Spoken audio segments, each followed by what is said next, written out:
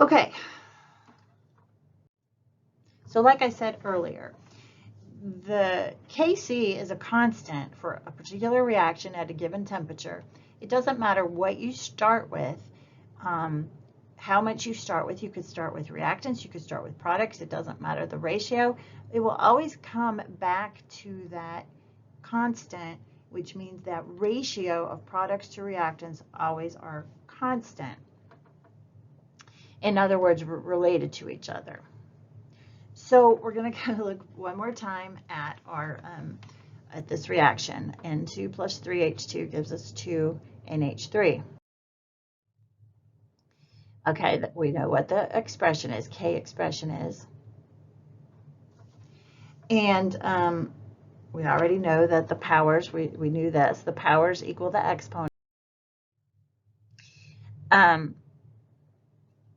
So I was sort of saying earlier, why is this true? Why is K equal to products over reactants? Well, remember that in equilibrium, the forward and reverse reaction rates are equal to each other. So we're looking at a different reaction here. So let's look at this decomposition of N2O4. All right, so let's say the forward reaction then is N2O4 going to 2NO2. We can, and because this is going back to the last chapter, because this is a one step, it's an equilibrium step, it's a one step, we can write the rate law for the forward reaction. And so we'll do that.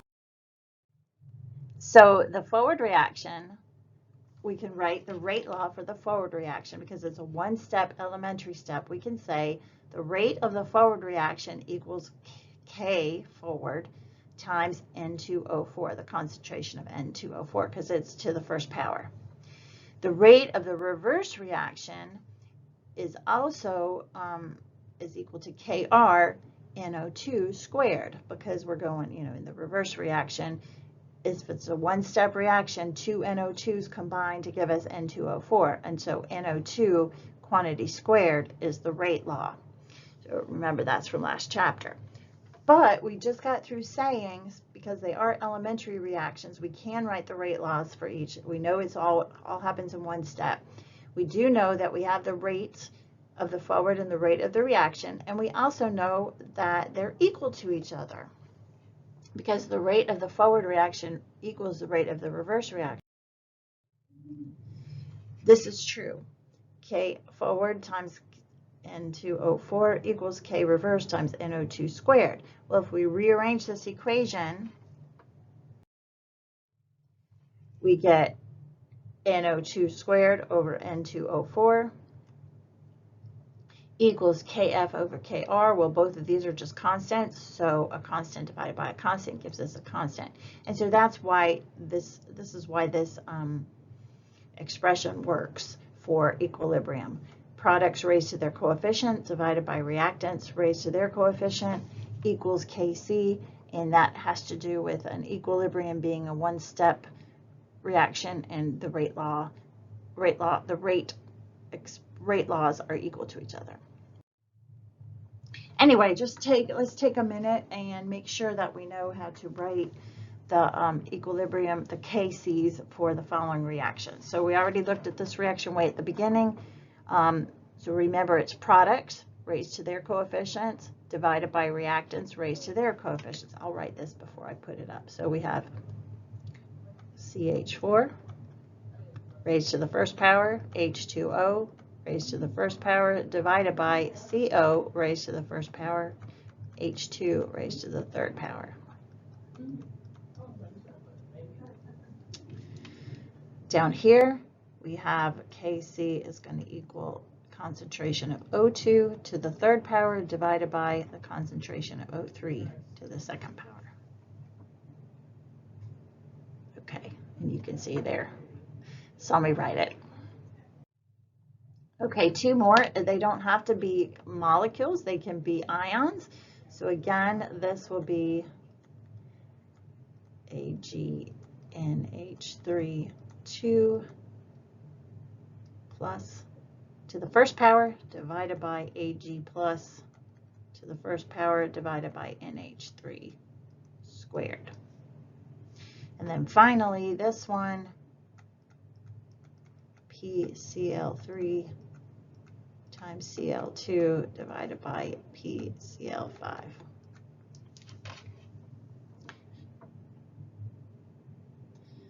Okay, so hopefully that's pretty easy to do.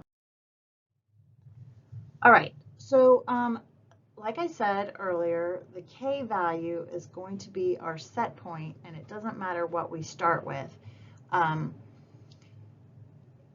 so the next little bit, we're going to talk about getting the equilibrium concentrations experimentally, substituting them into the expression in order to calculate Kc.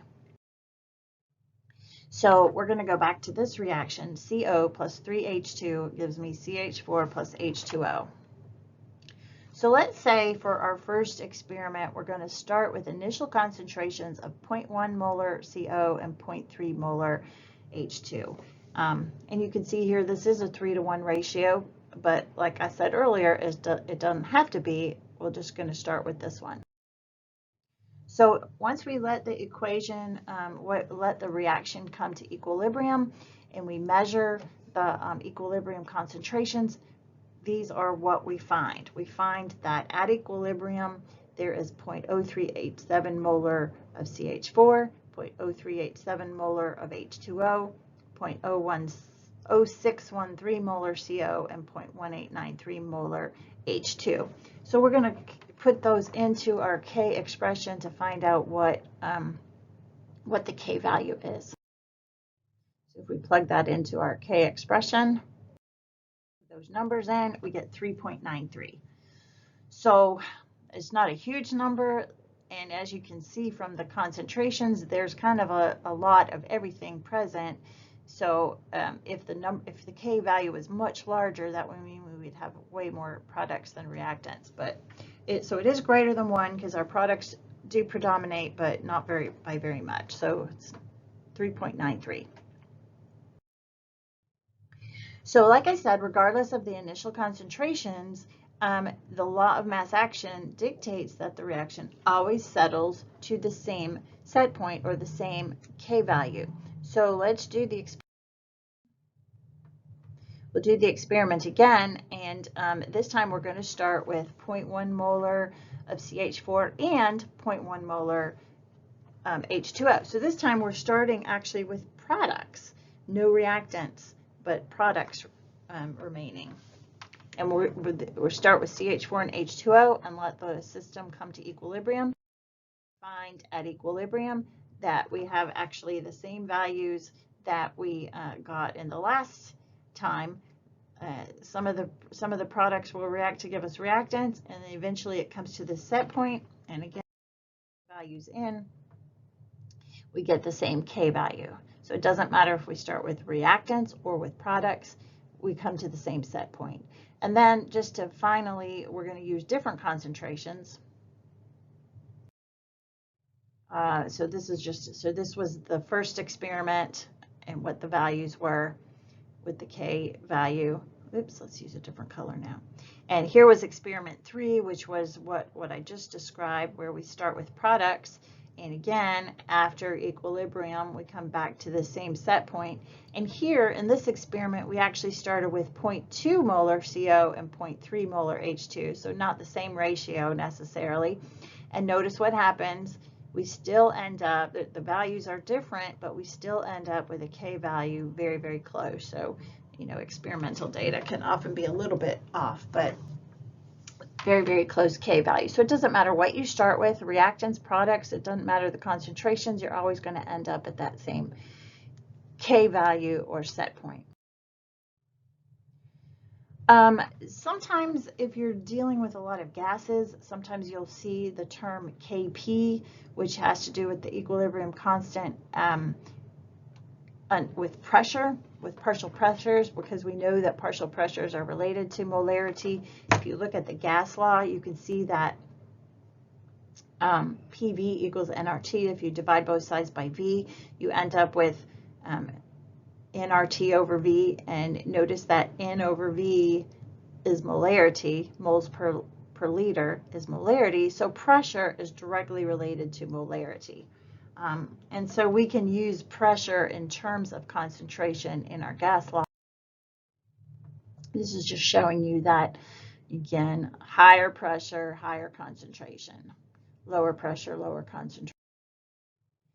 And so we can actually express our K value, our K expression in terms of pressure. So if we go back to our original equation, what we can do is we can say the partial pressure of CH4 times the partial pressure of H2O divided by the partial pressure of CO and the partial pressure of H2 raised to the third power equals Kp.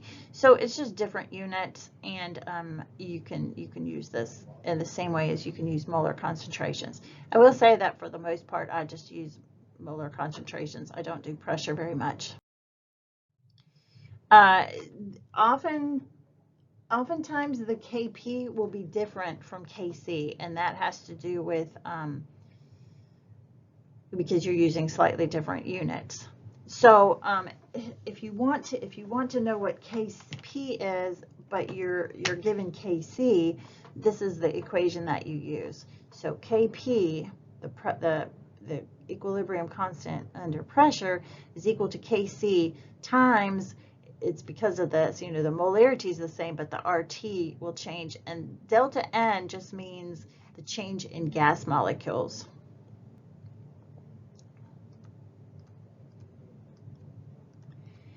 And remember that R is 0.0821 liter atmosphere, mole Kelvin. And then T is whatever the temperature is, and it has to be in Kelvin.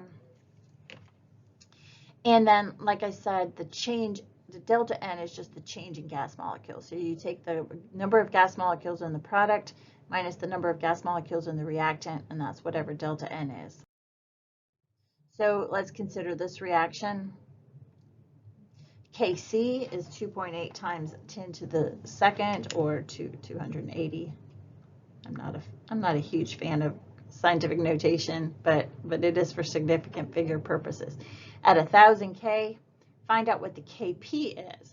So Kp is equal to Kc times delta RT delta N. What's delta N? Delta N is 2, there's 3 on this side, 1, 2 plus 1 is 3, 2 minus 1, so delta N is -1. You do always want to do final minus initial, so do be careful about the negative or positive. So we can take 0.0821 for R, T is 1,000. Plug that in, we have 2.8 times 10 to the second times the quantity, 0.0821 times 1,000 to the -1. So remember that that's just 1 over. So 82.1 over 82.1 times 2.8 times 10 to the second equals 3.4. So they're just different values, and I would say that you're really not going to have to do that. We'll pretty much stick with molarity, but I did want to point this out because it can come up from time to time. The next few slides just talk about how equilibrium constant, or how K values are related to each other if we have a couple of equations that together add up to give you a third equation. How are the K values related? You may remember that we did something similar with delta H's with Hess's law in chapter 6. K values can also be combined. So if we have two reactions that add up to a third reaction, we can find out how the K's are related, but they're going to be slightly different than the delta H value. So if you remember with Hess's law, when we reversed a reaction, we changed the sign of delta H. When we, if we multiplied by a value in the equation, we multiplied the delta H together. Well, remember that, so K's are a little bit different. So if you reverse a reaction, remember to invert the value of K. So just a reminder, let's say we had A going to B. So our K expression is products over reactants. So if we reverse it, B going to A, then what happens? Then we would have A over B, the K value. Change that color there. And so you see you invert the If you multiply by a certain coefficient, then you don't multiply the K value, but that should be equal there. You raise it to the power. So, here if we have A going to B, here's our K value for that, concentration of B over concentration of A. What if we doubled this? 2A gives me 2B, then I'm not doubling the K, but in fact, I'll have B squared over A squared, which means the whole value gets squared, raised to the same power. Similarly, if you divide by a coefficient, then you're taking the root. So if I were dividing by 2, I would be taking the square root. And if you combine reactions together, so if you remember, we added the delta H's, but this time, because if you add the two reactions together, you get all products over reactants, you're going to actually multiply. So K, like if you have K1, if you have equation 1 plus equation 2 equals equation 3, then K1 times K2 will equal K3. So you have to multiply. For example, if we take nitrogen and oxygen to give us 2NO, and we know the K value is 4.1 times 10 to the minus 31, that is, by the way, a very, very small number, which is good that nitrogen and oxygen don't really like to react to give us NO, because if it did, we would be living in a very polluted world since we have a lot of nitrogen and oxygen around. Similarly, nitrogen plus 1/2 oxygen gives us N2O. Again, a very small number. So the question is, using these two equations, what is the K value for this equation, N2O plus 1/2 O to give us NO? Well, remember, like Hess's law, what we're going to do is we're going to manipulate these equations up here to make it form this so that some things will cancel out.